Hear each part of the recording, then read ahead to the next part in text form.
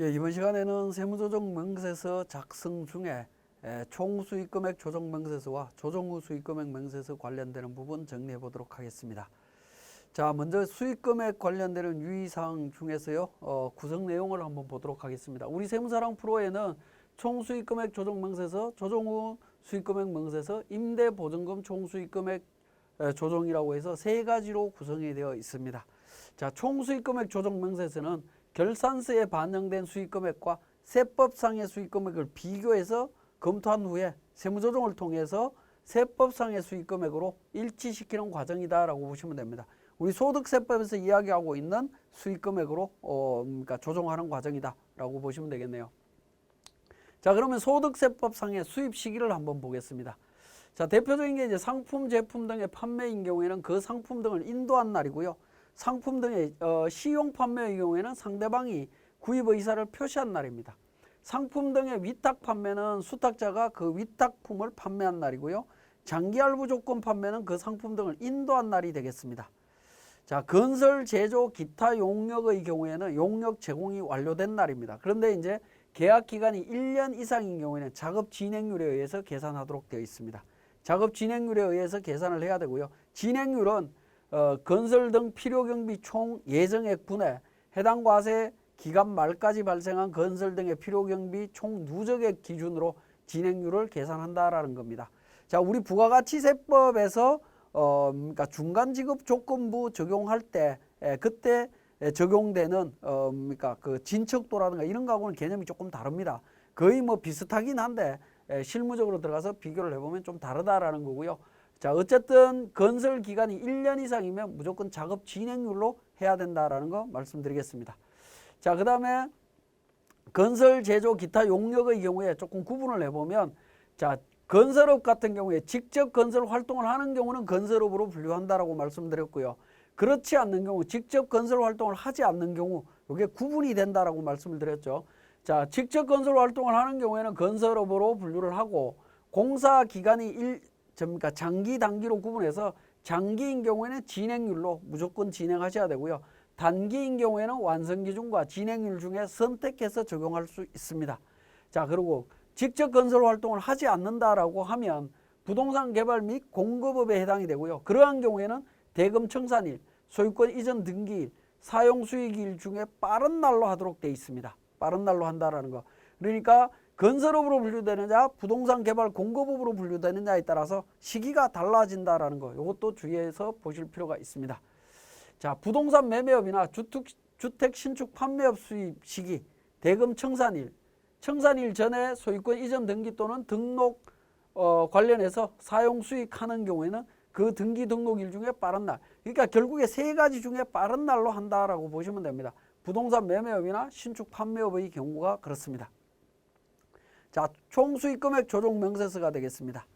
자, 일반적인 총수익금액에는 지급받은 판매 장려금, 관세 환급금, 영업손실보상금, 신규 고용 촉진 장려금, 일자리 안정지원금, 뭐 이런 각종 지원금들 전부 다 총수익금액에 포함합니다. 자, 일자리 안정지원금도 총수익금액에 포함이 된다는 사실 기억하시고요. 자, 재고자산 가액에 포함 여부가 되겠습니다. 자, 이 부분은 뭐냐면 사업 포괄 양도 양수나 폐업을 했을 때 이야기입니다. 폐업을 했을 때, 자, 부가가치세 과세 여부에 따라서 달라집니다.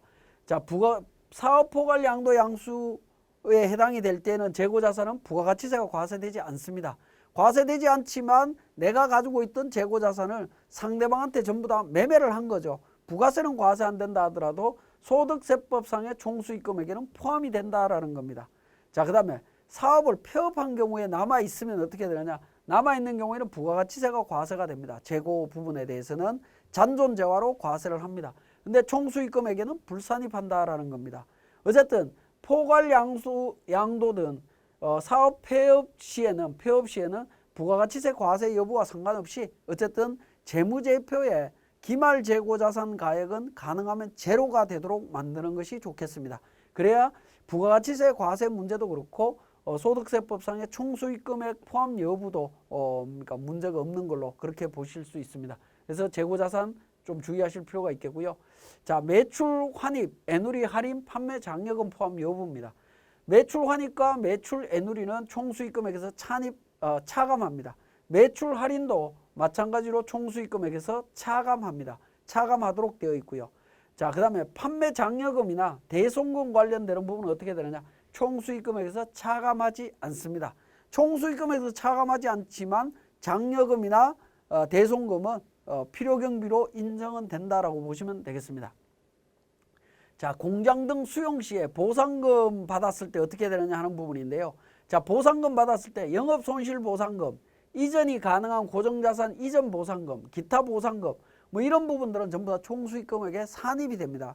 그래서 가끔씩 우리 개발 때문에 보상금 받았는데 이 부분 과세 여부 판단을 잘 해주셔야 됩니다. 누락되는 경우들이 있습니다. 누락되는 경우들이 있기 때문에 누락되지 않도록 주의를 하셔야 되고요. 특히 복식부기 의무자인 경우에는 이전이 불가능한 사업용 고정자산에 대한 보상금도 총수익금액에 포함되도록 되어 있습니다. 이거는 처분한 걸로 보기 때문에 포함된다라고 보시면 되겠습니다. 자, 총수익금액 불산입과 관련되는 부분은 간편장부 대상자의 이전 불가능한 사업용 고정자산 부분, 이건 처분 손실이죠. 자, 이 부분 처분 이익에 대한 부분인데 이 부분은 불산입을 합니다. 자, 건물 철거 보상금이라든가 사업용 자산이 아닌 가사용 자산 등에 대한 지작물 보상금 이런 부분들은 총수익금액에 불산입합니다. 그래서 어쨌든 우리가 사업장을 운영을 하고 있는데 그러니까 수용이 되면서 보상금을 받는 경우에 총수익금액 산입 여부를 정확하게 판단을 하셔야 됩니다.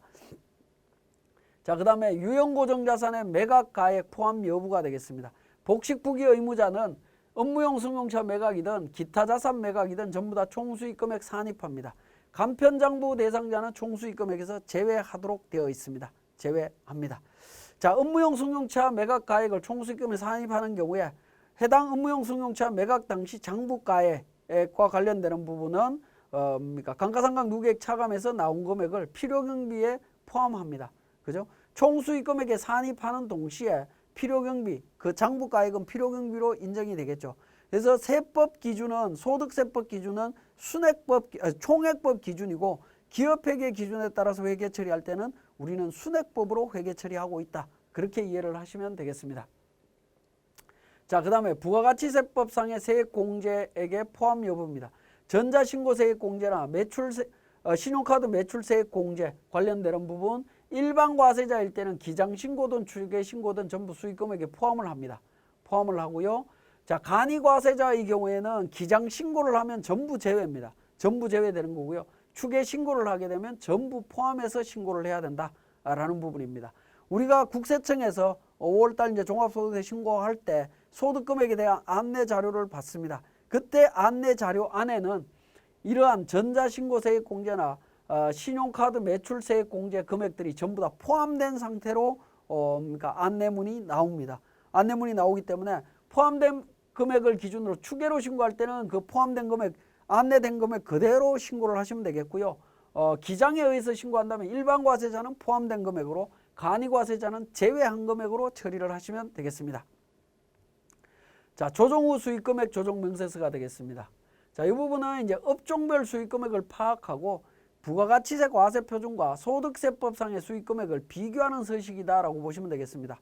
우리가 앞에서 살펴봤던 총수익금액 조정명세서는 기업회계상의 매출액과 소득세법상의 매출액의 차이를 조정하는 과정이었다라고 하면 소득세법상의 매출액과 우리 부가가치세법에서 신고한 과세표준하고 차이를 조정한다기보다는 비교 검토하는 서식은 조정 후 수익금액 명세서라고 보시면 되겠습니다. 이건 부가가치세법과 관련되는 부분이고요. 자, 이 조정 후 수익금액 명세서는 별도의 세무조정 서식은 세무조정 사항은 나오지는 않습니다. 부가가치세법과 소득세법의 차이를 비교 검토하는 서식입니다. 차이 원인은 부가가치세법상의 재화의 공급 의제, 즉 간주공급과 관련되는 부분입니다. 자, 그런 경우에 또 임대보증금 등에 대한 간주임대료, 고정자산 매각 및 그 밖의 자산 매각, 도급공사에 의한 작업 진행률 차이, 거래 시기 차이, 그 다음에 주세, 특별소비세, 매출 누락, 뭐 이러한 7가지 정도의 원인이 있을 수가 있다라는 겁니다. 이 원인별로 구분해서 확인을 해달라고 요구를 하고 있습니다. 자, 그러면 지금까지 설명드린 내용을 기준으로 우리 세무사랑 프로를 통해서 다시 한번 확인해 보겠습니다. 자, 우리 교재 세무사랑 프로 운영 방법이라고 해서 백두무역 상사의 총수익금액 조정명세서 조정 후 수익금액 명세서 작성하고 세무조정 반영하라라고 되어 있습니다. 자, 우리 표준재무제표 관련해서 그러니까 점체 인식을 했고, 인식을 하고 나면 이제 첫 번째로 작성하는 세무서식이 총수익금액 조정명세서가 되겠습니다. 총수익금액 조정명세서 메뉴를 실행을 합니다. 실행을 하게 되면 탭이 수익금액 조정 계산서 총괄이라고 하는 부분이 있고요. 작업진행률, 장기할부, 기타 수익금액 관련되는 탭으로 이렇게 구성이 되어 있습니다. 자, 수익금액 각종 조정명세서 작성하는 순서를 한번 살펴보도록 하겠습니다. 순서는 우리 세무사랑 프로에서 여기에 보시면 화면에 네모 박스에 분홍색 네모 박스에 숫자로 표시되어 있습니다. 1번, 2번 순서로 작성을 해라. 이 분홍색 박스에 있는 순서대로 번호 순서대로 작성을 하시면 됩니다. 자, 1번 수익금액 조정 작성하고요. 2번 수익금액 조정 명세라고 해서 2번에 작업진행률, 가나, 다가 있습니다. 자, 여기에서 마우스를 클릭을 하더라도 진행이 되지는 않죠. 자, 요 내용은 우리 탭에 보시면 작업진행률, 장기할부, 기타 수익금액으로 이렇게 작성할 수 있도록 메뉴가 구성이 되어 있습니다. 자, 먼저 그 총괄 파트 첫 번째 탭에 있는 수익금액 조정 계산서 총괄입니다. 자, 4번의 계정 과목은 F4번 매출 조회라고 하는 기능을 통해서 반영을 하시면 됩니다. 매출 조회를 누르게 되면 손익계산서에 있는 수익과 관련되는 모든 항목들이 나타납니다. 상품 매출, 제품 매출 내용이 나옵니다. 상품 매출 선택하셔서 정리를 하시면 되고요. 자, 그 다음에 제품 매출 두 번째로 가서 F4번 제품 매출 확인해서 정리를 하시면 되겠습니다. 자, 그렇게 정리를 하고요. 그 다음에 우리 자료에 보시면 결산상 매출액, 상품 매출 7억, 제품 매출 15억 5천이다 라고 나와 있습니다. 이번에 제조업에서 발생한 매출액과 관련해서 수령한 판매 장려금 1,000만 원이 손익계산서에 반영되어 있지 않다라는 겁니다. 자, 판매 장려금은 작업진행률, 장기할부하고 상관없죠. 기타 수익금액에서 누락이 되어 있다라는 겁니다. 그래서 구분란에다가 직접 입력을 합니다. 판매 장려금 세 번째 마지막 탭에 있는 기타 수익금액 란에다가 판매 장려금 수익금액 1,000만 원, 비고에다가 판매 장려금 손익계산서 미반영분이라고 이렇게 메모를 하시면 됩니다. 대응 원가는 없습니다. 그죠? 없기 때문에 그냥 정리를 하시면 되겠습니다. 그래서 손익계산서 미반영분으로 해서 정리를 하고요. 자, 그 다음에 손익계산서에 이자 수익 250만 원 반영되어 있는데 정기적금 만기 해약으로 인한 이자 소득이다라는 겁니다. 자, 이 부분은 우리 재무제표를 보고 바로 세무조정으로 정리를 했죠. 정리를 했기 때문에 별도의 내용을 언급할 필요는 없습니다. 자, 그 다음에 네 번째, 유형자산 처분 손실은 차량 운반구 관련해서 발생된 거다라는 겁니다. 2019년 12월 26일 날 1,000만 원에 매각했다라는 겁니다. 자, 이 부분도 우리 재무제표만 보고 바로 세무조정을 했을 때 소득금액 조정합계표에서 첫 번째로 유형자산 처분 손실에 대해서 세무조정을 했었죠. 그죠? 기업회계에 따른 순액법으로 회계 처리한 부분들을 처분 손익에 대해서 총수익금액 불산입 또는 필요경비 불산입 처리함으로써 기업회계 순액법으로 회계 처리한 것을 회계 처리하지 않은 것으로 정리를 했습니다. 그러고 난 다음에 이제 기타 수익금액 쪽에서 고정자산 양도가액 수익금액 1,000만 원과 대응원가 장부가액이 되겠습니다. 1,388만 9,700원. 이 부분을 수익금액과 대응원가란에다가 작성을 하게 됩니다. 비고란에다가 복식부기 의무자의 고정자산 양도가액이라고 이렇게 표현을 하시면 되겠습니다. 자, 이렇게 표현을 하고 기타 수익금액 관련되는 내용이 작성이 되면 첫 번째 탭으로 다시 이동을 합니다. 이동을 하면 하단 부분에 수익금액 조정명세 쪽에 2,000만 원이 기록이 되고요. 이 2,000만 원이 기록이 되면 기록된 내용을 기준으로 조정 쪽에 6번 가상과 7번 차감란에 맞게 기록을 해주시면 되겠습니다. 자, 제품 매출과 관련해서 우리 판매 장려금 누락한 부분이 있었죠. 자, 그 부분 1,000만 원 기록을 했고요. 그 다음에 유형고정자산 처분과 관련되는 부분들은 상품 매출과 관련되는 자산이다라는 겁니다. 그래서 상품 매출 쪽에 차량 매각액으로 1,000만 원 수익금액에다가 반영을 했습니다. 자, 이렇게 반영하고 조정명세서 작성을 마감하시면 안 되고요. 자, 이렇게 처리하신 다음에 반드시 세무조정사항이 나타나면 습관적으로 F3번 조정등록을 통해서 조정사항을 반영을 해주셔야 됩니다. 매출원가 누락과 매출 누락에 대한 부분이 나옵니다. 그죠? 자, 판매장려금 1,000만 원 누락된 거 총수익금액 산입하고 처리했다. 고정자산 양도가에 총수익금액 산입하고 인출 처리했다. 자, 고정자산 장부가에 관련되는 부분 필요경비 산입했다라는 세무조정을 진행을 했습니다. 특히 판매장려금의 경우에는 지급받은 판매장려금의 경우에는 재무제표에 반영을 하실 때 정확하게 반영을 해주시고요. 만약에 반영이 안 되어 있다라고 하면 우리 세무조정을 통해서 정확하게 누락되지 않도록 정확하게 반영을 해주셔야 됩니다. 판매장려금의 경우에는 상대방 거래처가 세무조사를 받을 때 장려금 지급에 대한 부분들을 소명할 수가 있고요. 그 소명으로 인해서 우리가 나중에 신고 여부를 확인해 달라고 세무서로부터 요구받을 수 있습니다. 그때 누락으로 인해서 문제가 생길 수 있기 때문에 판매장려금을 받은 사실이 있다라고 하면 정확하게 반영할 수 있도록 하셔야 되겠고, 세무대리인들은 이 판매장려금에 대한 부분들은 그 사업용 계좌라든가 이런 걸 분석하면 확인이 가능하고요. 사업용 계좌 분석이 좀 어렵다라고 하면 거래처 대표자한테 거래처로부터 받은 판매장려금이 있는지 여부를 반드시 확인을 하셔야 됩니다. 특히 도소매 업종들 같은 경우에는 장려금 수령한 경우들이 상당히 있을 수 있습니다. 이런 부분들 누락되지 않도록 반드시 좀 챙겨보실 필요가 있습니다.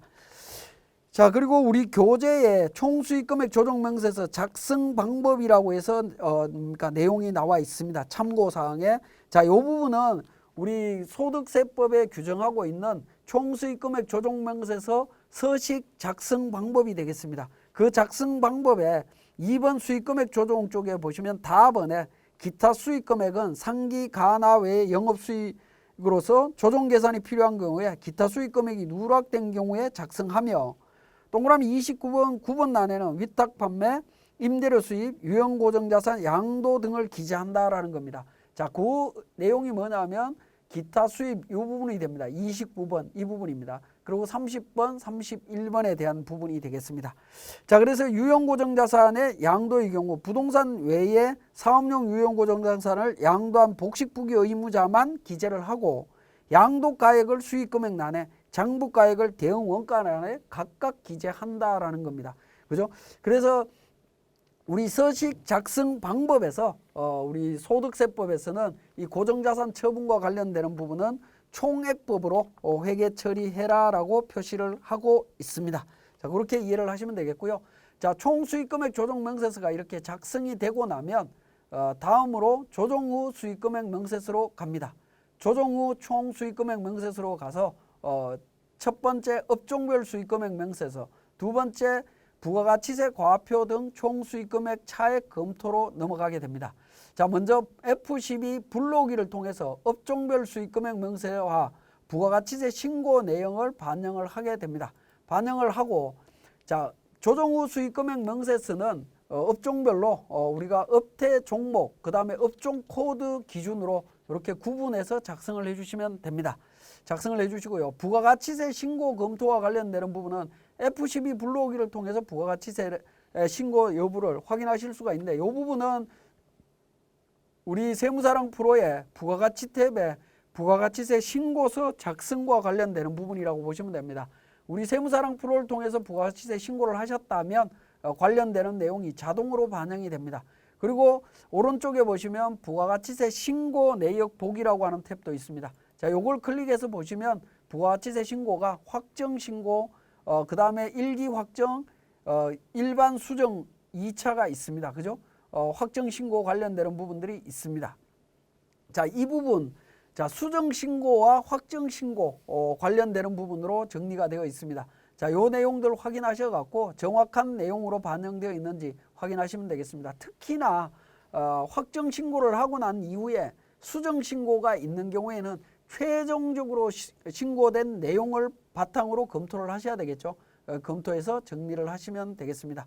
자, 그렇게 정리를 하고 관련되는 내용에 그러니까 총수익금액 조정 명세서와 그 부가가치세 신고서상에 차이가 있다라고 하면 그 차이 내용을 적어주시면 됩니다. 판매 장려금 관련되는 차이가 있고요. 선수금 차이가 있습니다. 300만 원 선수금 받은 게 있다라는 부분이죠. 이 선수금에 대해서 그러니까 감소 부분으로 해서 차이를 조정을 했습니다. 자, 그 부분은 우리 교재의 사례 부분에서 내용이 나와 있죠. 일반 과세 표준에 13억 2,820만 6천 원인데, 자, 이 금액에는 업무용 승용차 매각 금액 1,000만 원이 포함되어 있다. 1,000만 원 포함되어 있는데 간편장부 대상자일 때는 총수익 금액하고 부가세 차이가 생기겠지만 복식부기 의무자일 때는 차이가 생기지 않습니다.